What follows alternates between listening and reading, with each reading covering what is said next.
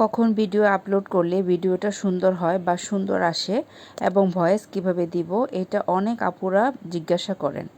Hello everyone, আসসালামু আলাইকুম, সবাইকে ওয়েলকাম করছি আরও একটি ব্লগে। তো আমি আসলে সকাল বা দুপুরের সময়টা বেছে নিয়েছি ভিডিওর জন্য, কারণ সকাল এবং দুপুরের লাইটিংটা ভিডিওর জন্য খুবই ভালো। সকাল ও দুপুরে ভিডিও করলে এক্সট্রা লাইটিংয়ের প্রয়োজন হয় না। আমি আবার ভিডিওতে এক্সট্রা লাইটিং করি না, তো আপনারাও ভিডিওর জন্য এই দুইটা সময় বেছে নিতে পারেন।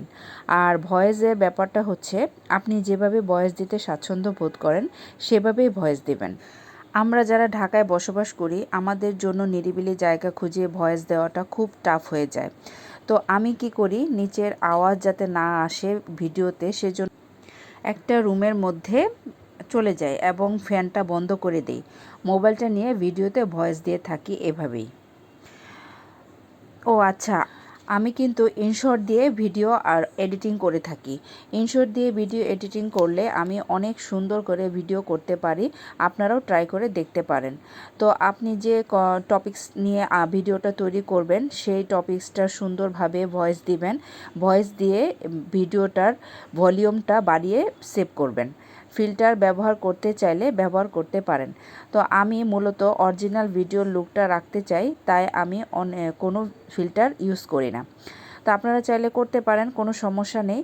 তো আচ্ছা, আরেকটা কথা, আপনি যে ভিডিওটা এডিট করছেন সেটার যে অরিজিনাল সাউন্ড আছে সেটা অবশ্যই মিউট করে নেবেন। তা না হলে সেই ভিডিওর সাউন্ডের জন্য আপনি যে ভয়েসটা দিয়েছেন সেটা ভালো শোনা যাবে না। তাই ভিডিওর সাউন্ড অফ করাটাই উত্তম।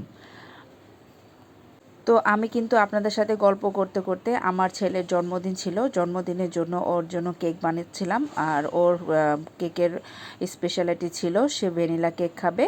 তো সেই জন্য আমি কেকটা বানাচ্ছিলাম আর আপনাদের সাথে গল্প করছিলাম। তো আমি আসলে হোমমেড কেক তৈরি করি, আর আমার বাচ্চারা আমার কেকটা খেতে খুব পছন্দ করে।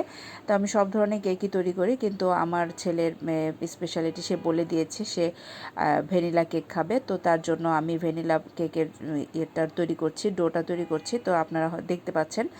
তো এভাবে আপনাদের সাথে গল্প করতে করতে আমি আমার ভিডিওটা শেষ করে ফেলছি, এবং আমি আপনাদের যে সমস্যাগুলো ছিল সে সমস্যা নিয়ে আপনাদের সাথে আলোচনা করলাম। তো আশা করছি আপনাদের সকলেরই উপকার হবে এই ভিডিওটার মাধ্যমে।